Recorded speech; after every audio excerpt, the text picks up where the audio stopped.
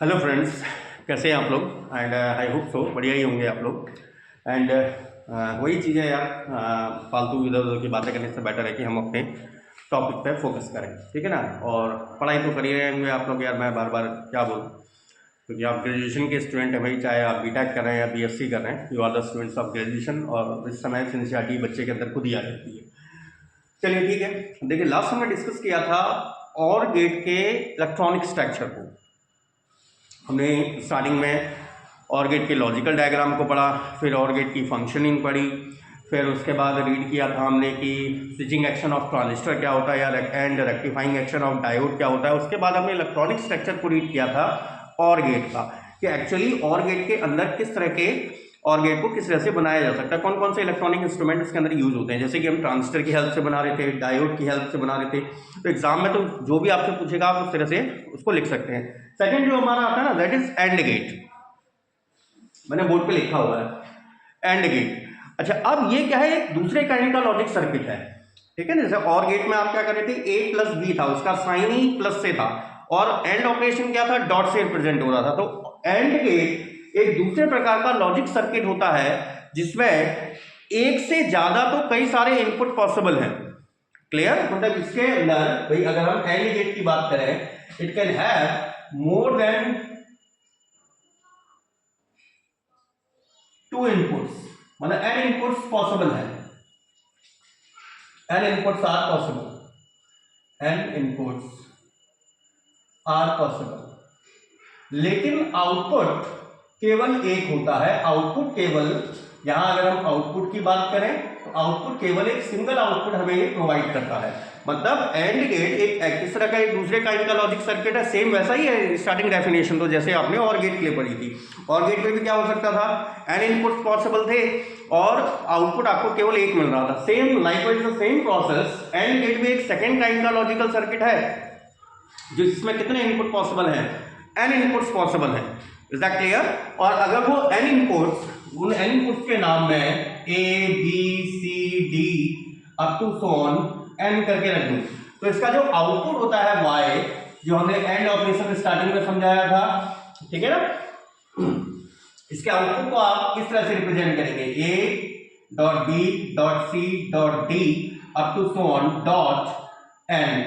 और ये डॉट जो पॉइंट है ना, ये dot point basically and concept को रिप्रेजेंट करता है। इसको आप चाहें तो ऐसे भी रिप्रेजेंट कर सकते हैं, y equals to A cross B cross C cross D up to so on cross n. मतलब यहां पर डॉट या फिर क्रॉस किसके कॉन्सेप्ट को बता रहा है, ये हमें रिप्रेजेंट करता है and concept. It is representing the and concept. मतलब आउटपुट तो हमें केवल एक ही मिलता है, लाइकवाइज इन और गेट की तरह यहां पर भी हमें आउटपुट एक ही प्राप्त होता है, लेकिन यहां पर आउटपुट को आप रिप्रेजेंट करने के लिए किस तरह से रिप्रेजेंट करते हैं, y equals to A cross B या A dot B dot C, इस तरह से रिप्रेजेंट किया। और लेकिन इसको अगर हम जब रीड करते हैं तो रीड करते समय आप इसे क्या लिखेंगे, रीड करते समय आप इसे इस तरह से बोलेंगे, output y equals to A and B and C and up to so on and N। मतलब ये डॉट मतलब एंड का रिप्रेजेंटेशन है। एंड अब यहां पर भाई ये तो मैंने एन इनपुट्स के लिए रिप्रेजेंटेशन दिया, ठीक है ना, एन इनपुट्स का रिप्रेजेंटेशन दिया। और अगर हम इसके लॉजिकल डायग्राम की बात करें, ठीक है ना, अगर हम इसके लॉजिकल या इसके डिजिटल सर्किट की बात करें तो इस कॉन्सेप्ट को आप इस तरह से समझ सकते हैं क्या, जैसे मैं कोई भी एक रैंडम इलेक्ट्रॉनिक सर्किट बना रहा हूं, हम एक टू इनपुट एंड सर्किट को कंसीडर कर ले रहे हैं। ये हमारा एक टू इनपुट एंड सर्किट है। यहां पर ले लिया मैंने एक बल्ब जिस पर हम क्या लेंगे, जिस पर हम आउटपुट को प्राप्त करेंगे। Is that clear? Positive and negative sign. ये मैं दो इनपुट ले रहा हूं ए एंड बी। अच्छा, अब यहां पर आप देखें भाई अभी क्या मेरा सर्किट कंप्लीट है, अभी मेरा कोई भी सर्किट कंप्लीट नहीं है। हमने एक टू इनपुट एंड सर्किट को रिप्रेजेंट किया है और अभी मेरा सर्किट क्या है, पूरी तरह से ओपन सर्किट है। क्यों? यहां से बैटरी लगाने के बावजूद भी ना ही ए क्लोज है ना ही बी क्लोज है, तो सर्किट तो आपका इनकम्प्लीट है, मतलब सर्किट कंप्लीट हो नहीं रहा तो बल्ब ग्लो करेगा नहीं। तो यहां पर भाई अगर मैं इसके इनपुट और आउटपुट के अगर कॉन्सेप्ट की हम बात करें, इनपुट आपके ए और बी, आउटपुट को मैं रिप्रेजेंट कर देना वाई, जिसको हम किस पर प्राप्त कर रहे हैं, बल्ब पर। अच्छा देखिए, अगर ए भी ओपन और बी भी ओपन तो बल्ब क्या ग्लो करेगा? No, no glow. Is that clear? अच्छा, ए को अगर मैं क्लोज कर दूं लेकिन बी को ओपन रखूं, तो यहां पर देखें, ए को अगर मैंने क्लोज कर भी दिया, इस तरह से अगर मैंने क्लोज कर दिया, यहां तक तो सर्किट कंप्लीट हो जाएगा, लेकिन स्टिल यहां पर ओपन है, अभी भी सर्किट इनकम्प्लीट ही रह गया फिर भी, क्योंकि यहां से करंट तो फ्लो करेगी नहीं, बल्ब ग्लो करेगा नहीं। इसका मतलब अभी भी आपका नो ग्लो है। अच्छा, इसको अगर मैं ओपन रखूं, इसको क्लोज कर दूं, मतलब ये ओपन रहे, इसको क्लोज कर दिया जाए। अच्छा, ये अगर ओपन रहा तो करंट तो इससे आगे ही मूव नहीं करेगी, चाहे ये सर्किट यहाँ का ये पाथ कंप्लीट हो भी जाएगा, लेकिन यहां से करंट आगे फ्लो नहीं करने वाली। क्यों? क्योंकि ये तो अभी आपका क्या है, ओपन स्टेट में रखा हुआ है। इसका मतलब अभी भी आपके बल्ब ने कोई ग्लोइंग नहीं करनी है, बल्ब जलना नहीं है। लेकिन अगर हाँ मैं दोनों को क्लोज कर दूं, इसको भी क्लोज और इसको भी क्लोज कर रहे हैं, तो आपका देखो पूरा सर्किट कंप्लीट, तो बल्ब आपका ग्लो करने लग जाएगा। अब अगर मैं इसी को भाई, अगर हम डिजिटल लैंग्वेज में अगर इस चीज को लिखे हैं तो इनपुट आउटपुट, समझिए कैसे, इनपुट ए और बी थे, आउटपुट आपका वाई था, दोनों ओपन, मतलब कोई सिग्नल नहीं है, मतलब यहां पर कोई करंट आपकी फ्लो नहीं हो रही है, आउटपुट भी आपका क्या आ रहा है, 0। ये क्लोज किया, इसका मतलब इसको तो आपने क्लोज कर दिया, यहां से करंट फ्लो हो गई। ये ओपन था, अभी भी आउटपुट आपका 0, ग्लो नहीं मिल रहा है कोई। ये ओपन, इसको क्लोज करा, तब भी ग्लो नहीं हो रहा, लेकिन जब आपने दोनों क्लोज करे तो आपको 1 मिला।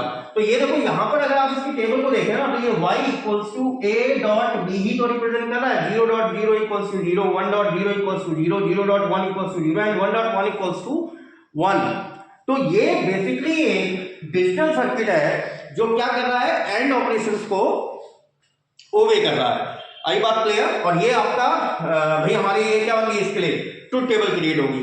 अच्छा, अब अगर हम इसके सर्किट सिंबल की बात करें, क्योंकि हर बार हम इतना लंबा डायग्राम तो बनाएंगे नहीं भाई, अगर हम 2 इनपुट सर्किट की बात करें, 2 इनपुट एंड गेट की, तो इसको रिप्रेजेंट किया जाता है इस तरह से। अगर मैं 2 इनपुट की बात कर रहा हूं, इज दैट क्लियर? इसको रिप्रेजेंट करते हैं हम इस तरह से, जहां पर output y which is a dot b, जहां पर इनपुट a और ये b है। ये 2 इनपुट एंड गेट का लॉजिकल सर्किट है, मतलब 2 इनपुट एंड गेट को हम किस तरह से रिप्रेजेंट करेंगे, इस तरह से रिप्रेजेंट किया जाएगा। और अगर मेरे पास n इनपुट्स वाली कंडीशन है, n इनपुट्स की कंडीशन है, तो n इनपुट्स की कंडीशन a b और इस तरह से कई टर्मिनल्स लास्ट में n, और यहां आउटपुट अब आप y, आउटपुट यही ले लो, आउटपुट y क्या आ जाएगा, a dot b dot c dot up to so on n तक रिप्रेजेंट किया जाएगा। तो आई होप तो आपको ये n का कॉन्सेप्ट क्लियर हुआ होगा। लेकिन अब इसके अंदर एक्चुअली कौन सा इलेक्ट्रॉनिक स्ट्रक्चर है, क्योंकि देखो इसको भी हम ट्रांजिस्टर की हेल्प से और यूजिंग डायोड की हेल्प से भी दोनों ही तरीकों से एंड गेट को बनाया जा सकता है। तो लेकिन फर्स्ट ऑफ ऑल पहले कॉन्सेप्ट को समझना जरूरी था कि एंड वर्क कैसे करता है, इनपुट क्या है और ट्रुथ टेबल उसकी क्या होती है। तो ट्रुथ टेबल में एंड जो आउटपुट होता है, आउटपुट किस बात को रिप्रेजेंट करता है, ए डॉट बी या ए क्रॉस बी को रिप्रेजेंट करता है, जो हमारे इस सर्किट से रिप्रेजेंट होता है। और सर्किट सिंबल की बात करें तो 2 इनपुट के लिए ये है और n इनपुट्स के लिए ये एक्सप्रेशन आपको फाइंड आउट होगा। फिर बात करेंगे कि एंड गेट को बनाया कैसे जाता है या फिर इसका इलेक्ट्रॉनिक प्रोग्राम क्या होता है अंदर का। अब उसको हम 2 तरीके से बना सकते हैं, जो मैं आपको पहले भी बोल चुका हूं, by using transistor, by using diode. तो फर्स्ट ऑफ ऑल पहले इतना कॉपी करिए और इसको मैं थोड़ा सा लैंग्वेज में लिख दे रहा हूं। Then after we will discuss about the internal structure of and gate using transistor and using diodes. तो first of all copy this one, फिर उसके बाद इसको लैंग्वेज में लिख देना, क्योंकि एग्जाम में तो भाई आपको इसको प्रॉपर वे में डिफाइन करके लिखना होगा। ठीक है, चलिए आप समझ तो गए होंगे। अब मैंने केवल उसको थ्योरेटिकली बोर्ड पे लिख दिया ताकि आप एग्जाम में उसी वे में उस चीज को एक्सप्लेन कर सकें। It is an another kind of digital circuit and circuit has 2 or more input। जो मैं आपको पहले ही बताया था कि इस सर्किट के 2 या 2 से अधिक इनपुट पॉसिबल है, but it gives a single output. लेकिन आउटपुट क्या होता है, केवल एक सिंगल आउटपुट मिलता है।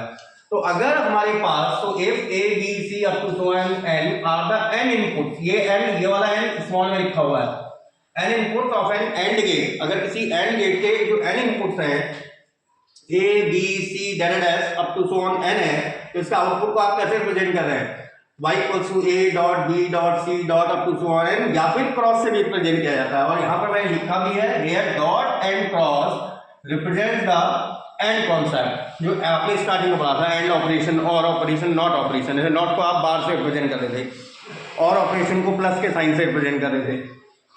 तो एंड का जो कॉन्सेप्ट है वो किससे रिप्रेजेंट किया जाता है, डॉट या क्रॉस से। अच्छा, अगर हम एक 2 इनपुट एंड सर्किट की बात करें तो 2 इनपुट एंड सर्किट यही था, ठीक है, जिसमें ए टर्मिनल और बी टर्मिनल, और ये आपका बल्ब है जिस पर आप क्या प्राप्त कर रहे हैं, आउटपुट वाई प्राप्त कर रहे हैं, और ये है उसका सर्किट सिंबल। डिजिटल सर्किट तो ये है, ये इसका सर्किट सिंबल है 2 इनपुट का। लेकिन अगर एन इनपुट से तो सर्किट सिंबल आप इस तरह से प्रेजेंट कर रहे हैं। क्लियर? अब ये जो सर्किट सिंबल था और सॉरी डिजिटल सर्किट था, ये आपको क्या रिजल्ट दे रहा है, the 2 input digital circuit of and gate सोर्स फॉलोइंग रिजल्ट्स। अभी रिजल्ट क्या दे रहा था आपको, याद है अगर आपको, कि जब आपका ये दोनों क्लोज थे, दोनों ओपन थे, तो बल्ब में कोई ग्लो नहीं था, कोई एक क्लोज एक ओपन तब भी ग्लो नहीं, दूसरा ओपन मतलब ये इसको क्लोज करो इसको ओपन करो, या इसको क्लोज करो इसको ओपन करो, तब भी ग्लो नहीं था, दोनों क्लोज में ही ओपन था। मतलब आपको जो इससे पहले मैंने आपको अभी समझाया था, आपको आउटपुट केवल कब मिल रहा था, जब दोनों इनपुट क्लोज हो। Is that clear? तो यहां पर आप एक चीज और कहेंगे क्या, इस एंड गेट का नाम एक और होता है, मैं आपको ये भी बता दूं, क्योंकि यहां पर आउटपुट आपको कब मिल रहा है, when all the inputs are present. केवल 1 1 वाले केस में ही मिला था हमें, output of and gate will be obtained when all the inputs are present. इसका मतलब इसको इन ऑल गेट भी कहा जाता है। इन ऑल गेट कहने का मतलब सारे इनपुट ही प्रेजेंट होने चाहिए। If either any one of the input is absent, अगर एक भी इनपुट आपका एब्सेंट रहा तो किसी भी स्थिति में आपको आउटपुट नहीं मिलेगा। ऐसा क्लियर? तो एक बार फर्स्ट ऑफ ऑल इतना कॉपी कर लीजिए, तो इसका एंड गेट और इसको ऑब्लिक में चाहे इन ऑल गेट भी लिख सकते हैं आप इसे, इसी को इन ऑल गेट भी कहा जाता है। कई बार हो सकता है एग्जाम में ये चीज पूछ ले कि इन ऑल गेट क्या है, तो ये चीज तो मैं खैर लिखा दूंगा यहाँ पर, इसको हम इन ऑल गेट क्यों कह रहे हैं, क्योंकि सारे इनपुट क्या होने चाहिए, प्रेजेंट होने चाहिए। चलिए first of all copy this one, then after फिर हम जो रिजल्ट हमें मिल रहे थे उनको करके उसकी एक ट्रुथ टेबल बना लेते हैं फर्स्ट ऑफ ऑल। चलिए, जो हमें डिजिटल सर्किट था वो क्या बताना था, जब आपके ए और बी दोनों ही ओपन थे, बल्ब ग्लो नहीं कर रहा था, एक क्लोज एक ओपन था तब भी बल्ब ग्लो नहीं कर रहा था, एक ओपन दूसरा क्लोज था तब भी बल्ब ग्लो नहीं कर रहा था, या दोनों क्लोज थे तभी बल्ब आपका ग्लो कर रहा था। इसका मतलब हम इसकी ट्रुथ टेबल कैसे रिप्रेजेंट कर सकते हैं कि दोनों 0 0, मतलब दोनों सिग्नल आर एब्सेंट तो आउटपुट 0, एक सिग्नल एब्सेंट है चाहे दूसरा प्रेजेंट क्यों नहीं है तब भी आउटपुट 0। सेकेंड और थर्ड केस बिल्कुल सिमिलर है, दोनों सिग्नल प्रेजेंट है तो ही आपको आउटपुट यहाँ पर 1 दिखाई दे रहा है। तो यही टेबल ही मुझे क्या इंडिकेट कर दे रही है कि आउटपुट y केवल कब मिल रहा है, जब दोनों इनपुट प्रेजेंट हो। यही चीज हमने लिखी है, the truth table represents above shows that output y of N and gate. जो ट्रुथ टेबल ऊपर दिखाई गई है ये क्या बता रही है कि आउटपुट y एंड गेट का प्रेजेंट कब होगा, only if all the inputs are present, जब सारे इनपुट क्या हो, प्रेजेंट हो। या फिर आप इसको दूसरे तरीके से क्या कह सकते हैं, that is and gate gives an output, and gate केवल आपको तभी आउटपुट देगा when all the inputs are 1, जब सारे इनपुट क्या हो, 1 हो, 1 मींस प्रेजेंट हो। That's why and gate is also called in all gate. यही कारण है कि आप एंड गेट को क्या बोलते हैं, इन ऑल गेट भी बोलते हैं। अब आते हैं इसके इंटरनल स्ट्रक्चर की बात, मतलब इसका जो इलेक्ट्रॉनिक प्रोग्राम है, electronic structure of and gate using पहले लेते हैं ट्रांजिस्टर, सेकंड ले लेंगे हम किसके थ्रू, डायोड के लिए। तो यहां पर हेडिंग डाल लीजिए, building of and gate using transistor. तो एक बार पहले इसे एक्सप्लेन कर लेते हैं, फिर आपका फिर तो हम उसे आसानी से आप उसे कॉपी कर लेंगे। तो एक बार first of all copy this one, फिर इसका एक बार इसको एंड गेट को ट्रांजिस्टर के हेल्प से पहले एक्सप्लेनेशन समझिए कि एक्सप्लेन हम किस तरह से कर रहे हैं, तो वो एक्सप्लेनेशन जरूरी है। और जहाँ एक्सप्लेनेशन आ गया फिर तो लिखना it is very easy to write out it, तो उसको फिर लिखना काफी सरल हो जाएगा। तो then first of all copy this one. चलिए, अब हम इसके बिल्डिंग की बात कर रहे थे ट्रांजिस्टर की हेल्प से, ठीक है। तो अब इसको समझिए पहले, जो आपने इसका डिजिटल सर्किट बनाया था, डिजिटल सर्किट में किस तरह से था, मैं एक बार उसको दोबारा क्रिएट कर रहे हैं। ये आपके 2 इनपुट्स थे, अगर हम 2 इनपुट एंड गेट की बात कर रहे हैं यहाँ पर आपका सप्लाई सोर्स था और यहाँ आपका एक बल्ब लगा रखा था हमने, जिस पर हम आउटपुट को प्राप्त कर रहे थे। मतलब आउटपुट हमारा वाई ये बल्ब पे डिपेंड था, ए बी। अच्छा, ट्रांजिस्टर का केस आपको याद होगा। ट्रांजिस्टर, जैसे हमने एनपीएन ट्रांजिस्टर की बात करी थी, तो एनपीएन ट्रांजिस्टर में क्या था, अगर नहीं याद है तो मैं एक बार उसको हल्का सा रिपीट कर दे रहा हूं। ट्रांजिस्टर के केस में हमारा क्या होता है, 3 टर्मिनल्स होते हैं। एक होता है आपका कलेक्टर टर्मिनल,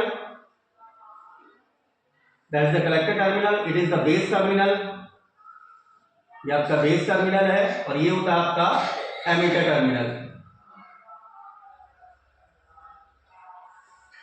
ये एमीटर टर्मिनल है।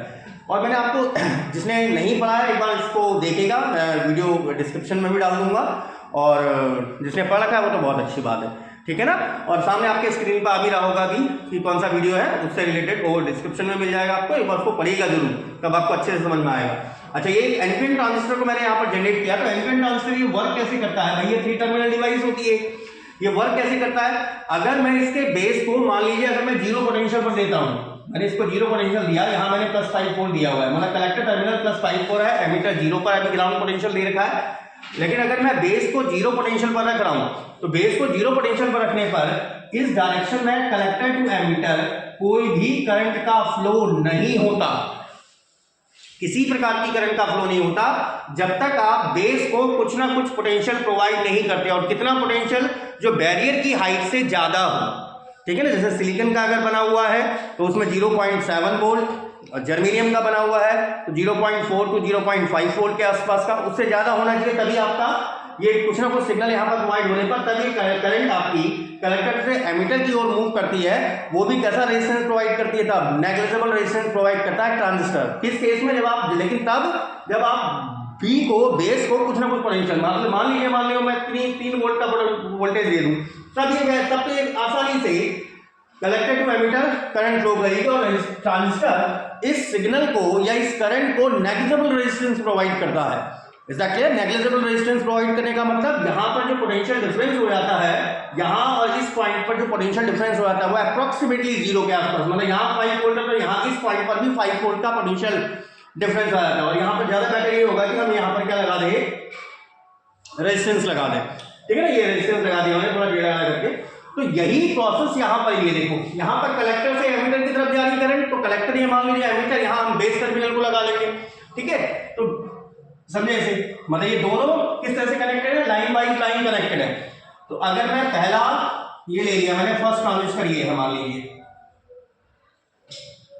ये फर्स्ट ट्रांजिस्टर, ये आ गया आपका कलेक्टर टर्मिनल। जैसा कि कलेक्टर को नीचे लिख दे रहा हूं मैं, ये कलेक्टर टर्मिनल है, इज दैट क्लियर। और कुछ ना कुछ सप्लाई ले रहे हैं, +5 वोल्ट की सप्लाई दे रहे हैं इसे। और यहां आ गया पहले का इनपुट, इज दैट क्लियर। ये आ गया आपका एमीटर। यहां ले रहे हैं दूसरा ट्रांजिस्टर,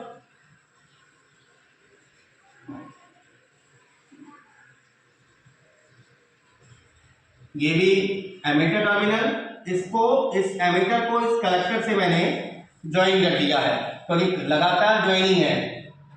ये आ गया आपका दूसरा, सेकेंड वाले का बेस, ये बेस पहले वाले का बेस है, ये दूसरे वाले का बेस है। मान लीजिए इनपुट ए था, ये इनपुट बी था, इज दैट क्लियर। ये बेस है, इसको बेस, इस वाले के बेस को B1, इस वाले बेस को मैं B2 नाम ले रहा हूं। यहां पर एक छोटा सा रेजिस्टेंस ले लिया, नीचे दे दिया ground potential 0, is that clear. अब यहां पर थोड़ा सा इस चीज को समझने की कोशिश करिए कि अगर एक काम यहां पर और कर सकते हैं, यहां पर भी रेजिस्टेंस लगा दिया ना, रेजिस्टेंस लगाने से थोड़ा सा ये हो जाता है, स्टेबिलिटी मिल जाती, स्टेबलाइजेशन फैक्टर बढ़ जाता है हमारे सर्किट का, और कुछ नहीं। अच्छा, अब यहां पर एक चीज देखें, अगर हम एंड गेट की बात करें तो मैंने कलेक्टर टू एमीटर, फिर एमीटर दूसरा, ये वाला एमीटर दूसरे के कलेक्टर से कनेक्टेड, ये कलेक्टर भी दूसरे के एमीटर से कनेक्टेड। अब यहां पर जो इसकी ट्रुथ टेबल थी, देखो अगर मैं इसको 0 वोल्ट दूं, इसको भी 0 वोल्ट दूं, चाहे ये कलेक्टर टर्मिनल 5 वोल्ट पर है, क्या यहां से कोई करंट फ्लो करेगी इस ट्रांजिस्टर T1 और ये ट्रांजिस्टर T2? तो अगर हम पहले केस में इनपुट मेरे A और B, आउटपुट मैं Y ले रहा हूं, आउटपुट यहां के ले लीजिए, आउटपुट Y यहां ले रहा हूं मैं, output Y, is that clear. अब अगर मैंने इसको भी 0 दिया, इसको भी 0 दिया, क्लियर, अभी मैंने दोनों को 0 वोल्ट पे रखा हुआ है, तो ना ही ट्रांजिस्टर T1 कंडक्ट कर पाएगा, ना ही ट्रांजिस्टर T2 कंडक्ट कर पाएगा। क्यों? क्योंकि दोनों के बेस V1 और V2 दोनों किस पर पोटेंशियल पर है, 0 पोटेंशियल पर है, और वो बैरियर की हाइट से ज्यादा तो है नहीं। तो इसका मतलब यहाँ कलेक्टर से एमिटर को मेन करंट फ्लो ही नहीं होगी, और ना ही यहाँ से फिर कोई करंट फ्लो होगी। इसका मतलब आउटपुट भी आपको क्या मिलने वाला है, 0 वोल्ट। लेकिन अगर मैं यहाँ पर फॉर एग्जाम्पल के लिए इसको 5 वोल्ट रख दूं, इज दैट क्लियर? अब मैंने इसको 5 वोल्ट लिया, मतलब ट्रूथ टेबल पर तो यहाँ पर क्या आ गया 1, मतलब इसको मैंने सिग्नल दे दिया है।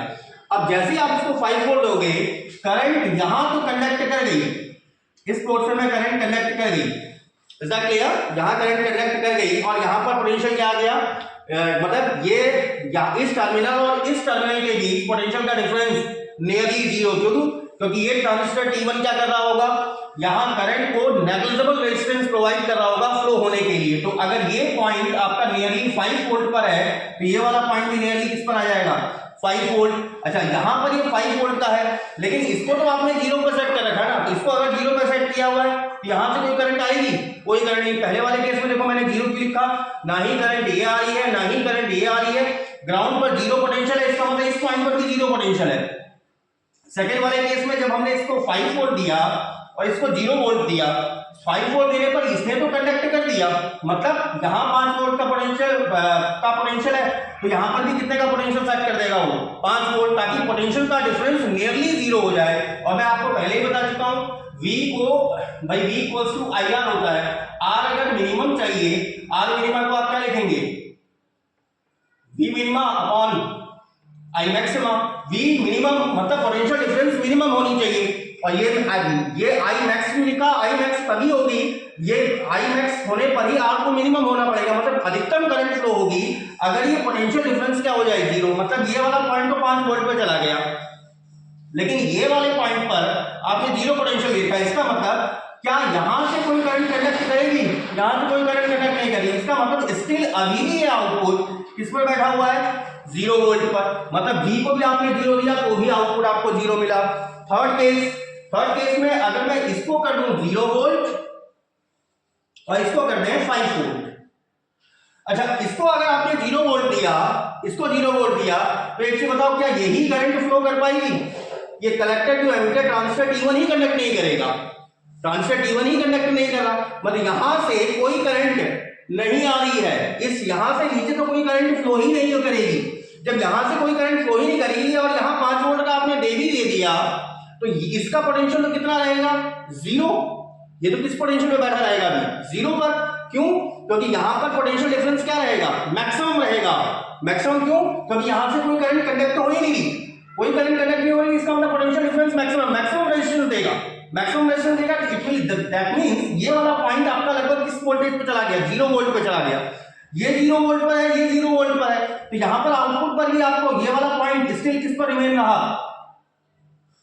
0 पर ही रहा। लेकिन लास्ट वाला केस जब मैं इसको भी 5 वोल्ट दे दूं और इसको भी 5 वोल्ट दे दूं, अब आप यहां पर देखो, अब क्या होगा, यहां आसानी से कंडक्ट करेगा, नेग्लिजिबल रेजिस्टेंस देगा, मतलब यहां पर 5 वोल्ट का, तो इस पॉइंट पर भी 5 वोल्ट का, क्लियर। यहां भी 5 वोल्ट का दिया है, मतलब ये वाली करंट भी फिर स्टिल कंडक्ट कर गई, मतलब यहां 5 वोल्ट का, तो इस पॉइंट पर भी 5 वोल्ट का पोटेंशियल डिफरेंस आपको प्राप्त होने लग जाएगा। और ये रेजिस्टेंस आ रहा है, तो ऐसा नहीं कि इसमें करंट फ्लो नहीं होगी, करंट तो इसमें ही फ्लो होगी, लेकिन इतनी करंट फ्लो होगी ताकि यहां पर जो पोटेंशियल डिफरेंस है, मतलब 5 बराबर इसके आ जाए IR के आ जाए, मतलब जब दोनों आपके सर्किट ऑन है तो आउटपुट आपको क्या मिल जाएगा, 1 मिल जाएगा। तो आई होप सो आपके ये चीज समझ में आई होगी। अब इसको एक बार हम इसको राइटिंग में और उस तरह से लिख लेते हैं ताकि आपके समझ में आ जाए। ये पोटेंशियल का समझ में आ गया था ना, क्योंकि जब ये ट्रांजिस्टर कंडक्ट करता है तो मिनिमम रेजिस्टेंस दे रहा है, और रेजिस्टेंस से मिनिमम होने के लिए भी पोटेंशियल डिफरेंस मिनिमम होना चाहिए। मतलब इस पॉइंट पर 5 वोल्ट है, इस पॉइंट पर कितना होना चाहिए, मिनिमम करने के लिए 5 ही तो होना चाहिए, क्योंकि 5 - 5, अगर ये 5 नहीं होता, बहुत 5 के आसपास ही होता है, 4.9 के आसपास मान लीजिए, क्योंकि कुछ ना कुछ पोटेंशियल ड्रॉप तो यही रेजिस्टेंस पे कर जाएगा। तो पोटेंशियल डिफरेंस मिनिमम कहने का मतलब अगर ये 5 है तो इस पॉइंट पर पोटेंशियल नियरली 5 के आसपास होना चाहिए, तो नियरली 5 होगा तो रेजिस्टेंस मिनिमम होगा। और ऐसे ही अगर ये कंडक्ट कर रहा है, यहां अगर नियरली 5 है तो इस पॉइंट पर भी नियरली 5 ही होना चाहिए। लेकिन अगर मैं इसको ऑन रख रहा हूँ, इसको ऑफ रख रहा हूँ, तो यहाँ पर पोटेंशियल डिफरेंस मैक्सिमम होगा, मतलब ये 0 वोल्ट का तो ये भी 0 वोल्ट पर ही बैठा रहेगा। आगे बात समझ में? तो एक बार इसको वैसे एक्सप्लेन कर देते हैं। चलिए फिगर बना लीजिए फर्स्ट ऑफ ऑल। आपने ऊपर से तो हेडिंग डाली रखी है कि building of and gate using transistors, तो उसके नीचे फिर आपको लिखना क्या है, क्योंकि समझने तो आपके आगे कि किस तरह से प्रोसेस हो रही है। तो in order to make the electronic circuit of N and gate using transistors, two transistors T1 and T2 are used. मतलब एक एंड गेट को अगर हम ट्रांजिस्टर की हेल्प से बनाना चाह रहे हैं तो हमारे कितने ट्रांजिस्टर्स यूज हो रहे हैं? 2 transistors T1 and T2 use हो रहे हैं। And output is obtained at Y, और आउटपुट हम कहां पर प्राप्त करे थे? Y पर। अच्छा, ये आपका डिजिटल सर्किट था, ये आपका इलेक्ट्रॉनिक सर्किट आ गया, और ये आपके क्या थी? Truth table. तो आप केस, पहला केस क्या कह रहा है आपसे कि अगर मैं इसको भी 0 पर रखूं, इसको भी 0 पे रखूं, तो भाई उस कंडीशन में इस वाले में भी भाई ट्रांजिस्टर जो T1 है और जहां ट्रांजिस्टर T2 है, ना ही ट्रांजिस्टर T1 कंडक्ट करेगा, ना ही ट्रांजिस्टर T2 कंडक्ट करेगा। क्यों? क्योंकि दोनों के बेस टर्मिनल किस पर बैठे हुए हैं? As the base terminal of both of the transistor are at 0 potential, दोनों के बेस टर्मिनल 0 पोटेंशियल पर है। इसका मतलब जो आउटपुट Y है वो उसी पोटेंशियल पर रहेगा जिस पर ग्राउंड पोटेंशियल है, मतलब ये आउटपुट भी आपका 0 वोल्ट पर रहेगा। तो एक बार इसको कॉपी कर लीजिए, देन आपका we are discussing about the next cases, मतलब सेकंड केस, थर्ड केस है, फोर्थ केस को भी उस चीज को डिस्कस कर ले रहे हैं। तो वैसे तो समझ में आ गया होगा, क्योंकि यहाँ पर कोई करंट फ्लो नहीं होगी, कोई करंट फ्लो नहीं हो रही, इसका मतलब ये ट्रांजिस्टर क्या दे रहा है? मैं दोबारा बोल रहा हूँ, ट्रांजिस्टर क्या प्रोवाइड कर रहा होगा सिग्नल को? Maximum resistance. मतलब ये 0 वोल्ट पे बैठा होगा, ये 5 पे है तो ये 0 वोल्ट पर है। क्यों? क्योंकि यहाँ ये 0 पर है, ये भी 0 पर है, भाई ये भी तो वही चीज रह रहा है, मैक्सिमम पोटेंशियल। तो आउटपुट आपको 0 ही मिलना है कुल मिला के। चलिए first of all copy this one, उसके बाद फिर हम case second, case third, case fourth की बात करते हैं। चलिए देखिए सेकंड केस में देखें, जब हम A को 5 वोल्ट और B को 0 वोल्ट रखें, अगर हम A को 5 वोल्ट और B को 0 वोल्ट रखें, तो A को 5 वोल्ट देने पर भाई ये ट्रांजिस्टर T1 तो कंडक्शन स्टेट में आ जाएगा और करंट क्या करेगा? आसानी से फ्लो होने देगा, और यहां पर करंट को एक नेग्लिजिबल रेजिस्टेंस देगा ट्रांजिस्टर T1 से पास होने हेतु, जिस कारण अगर यहाँ 5 वोल्ट का पोटेंशियल है तो यहाँ पर भी पॉइंट P पर, यहाँ पर मैंने एक पॉइंट इंडिकेट कर दिया है, पॉइंट P पर कितने पोटेंशियल सेट कर देगा? 5 वोल्ट का पोटेंशियल सेट कर देगा, मतलब करंट यहां तक तो पहुंचेगी। लेकिन जो बेस B2 है ट्रांजिस्टर T2 का, ये स्टिल किस पे बैठा हुआ है अभी? That is 0 volt. इसका मतलब ये तो करंट को अलाउ ही नहीं करेगा नीचे आने के लिए। अरे बात तो एक मैक्सिमम रेजिस्टेंस देगा, अगर मैक्सिमम रेजिस्टेंस देगा इसका मतलब ये इस पॉइंट पर पोटेंशियल और इस पॉइंट पर पोटेंशियल का डिफरेंस मैक्सिमम होना चाहिए। तो यहाँ पर डिफरेंस मैक्सिमम कब होगा? जब ये पोटेंशियल यहाँ आ जाए, तो 0 वोल्ट यहाँ पर भी सेट हो जाएगा, Q पर भी 0 वोल्ट आ जाएगा, और Q पर 0 वोल्ट आ गया मतलब आउटपुट 0 हो गया। वही चीज आपने लिखी है कि when A equals to 5 volt, B equals to 0 volt, in this case transistor T1 comes into its conduction state, transistor T1 अपनी कंडक्शन स्टेट में आ जाता है इस अवस्था में, and provide a negligible resistance for the flow of current, और current के flow के लिए कैसा रेजिस्टेंस प्रोवाइड करता है? एक नेग्लिजिबल रेजिस्टेंस प्रोवाइड करता है from collector to emitter terminal, collector से एमिटर टर्मिनल की ओर, and set the potential at P at point P equals to 5 volt, point P पर कितना पोटेंशियल सेट कर दिया उसने? 5 वोल्ट सेट कर दिया, क्योंकि पोटेंशियल डिफरेंस मिनिमम होना चाहिए मिनिमम रेजिस्टेंस के लिए। But at the base B2 और ट्रांजिस्टर T2, किंतु इसका जो बेस ट्रांजिस्टर T2 का जो बेस B2 है वो स्टिल किस पर? Still at 0 volt, so T2 do not allow the current to flow through it. तो T2 क्या करता है? इस करंट को अलाउ नहीं करता जाने के लिए, and provide maximum resistance to the signal, और सिग्नल को कैसा रेजिस्टेंस दे देता है? मैक्सिमम रेजिस्टेंस प्रोवाइड कर देता है। दस the voltage at point Q, इस प्रकार पॉइंट Q पर वोल्टेज उतना ही बना रहता है जितना कि ग्राउंड पर है, remains at the ground potential, then the output Y equals to 0 volt is obtained। तो आउटपुट Y आपको क्या मिल जाता है? 0 वोल्ट मिल जाता है। अब आ जाता है तीसरा केस, A को 0 पर सेट कर दूं, B को सेट कर दे 5 वोल्ट पर, तो इस केस में क्या होगा? ट्रांजिस्टर T1 ही कंडक्ट नहीं करेगा। जब T1 ही कंडक्ट नहीं कर रहा तो इस बेस के 5 वोल्ट पर होने पर भी कोई बेनिफिट नहीं है। अरे बात क्लियर? भाई इस ट्रांजिस्टर ने ही कंडक्ट नहीं किया, मतलब करंट यहीं से नहीं आई। अरे बात क्लियर? तो यही अगर कंडक्ट नहीं कर रहा तो ये तो 0 वोल्ट पे सेटेड अप है। अरे बात क्या? 0 वोल्ट पे सेटेड अप है, तो यही चीज आपने लिखी है। In this case transistor T1 do not conduct and hence no current flows through the collector to emitter terminal of T1, T1 के कलेक्टर से एमिटर टर्मिनल की ओर कोई करंट फ्लो नहीं होती, although the base of T2 is at high potential, जबकि base B2 जो था T2 का वो किस पर है? हाई पोटेंशियल पर है, लेकिन कोई करंट ऊपर से ही कोई करंट नहीं आ रही। Thus the potential at Q, इस प्रकार Q पर potential at Q and hence the output at Y Q पर पोटेंशियल ग्राउंड पोटेंशियल के बराबर, तो आउटपुट वाई भी इस पर आ जाएगा, ग्राउंड पोटेंशियल एट 0 वोल्ट। फिर उसके बाद हमारा एक लास्ट केस रह जाता है, फोर्थ केस, जब आप ए को भी कुछ ना कुछ पोटेंशियल दें और बी को भी पोटेंशियल दें, जब आपके दोनों ट्रांजिस्टर किसमें आ जाएंगे, in the state of conduction को आ जाएंगे। तो first of all copy this one, और उसके बाद फिर हम लास्ट केस को डिस्कस कर ले रहे हैं। चलिए अब लास्ट केस रह गया हमारा, जब हमने इसको भी 5 वोल्ट दिया था और इसको भी 5 वोल्ट दिया था, उस स्थिति में क्या होगा भाई, ट्रांजिस्टर T1 और ट्रांजिस्टर T2 दोनों ही किसमें आ जाएंगे, on the state of conduction, conduction की स्टेट में आ जाएंगे। और ये ट्रांजिस्टर भी और ये ट्रांजिस्टर भी दोनों ही करंट के फ्लो को कैसा देंगे, नेग्लिजिबल रेजिस्टेंस प्रोवाइड करेंगे। नेग्लिजिबल रेजिस्टेंस कहने का मतलब potential difference between collector to emitter terminal should be nearly 0। तो अगर 5 वोल्ट का यहाँ पर है तो यहाँ पर भी पॉइंट P पर भी कितना आ जाएगा, नियरली 5 वोल्ट। यहाँ पर अगर नियरली 5 वोल्ट है तो Q पर भी कितना आ जाएगा, नियरली 5 वोल्ट। इसका मतलब आउटपुट वाई भी मुझे क्या मिलेगा, 5 वोल्ट। यही चीज हमने यहाँ लिखी है कि अगर ए भी 5 वोल्ट है, बी भी 5 वोल्ट है, in this case both the transistors comes into their state of conduction, दोनों ट्रांजिस्टर अपनी कंडक्शन की स्टेट में आ जाते हैं, and provide negligible resistance for the flow of current from collector to emitter terminal.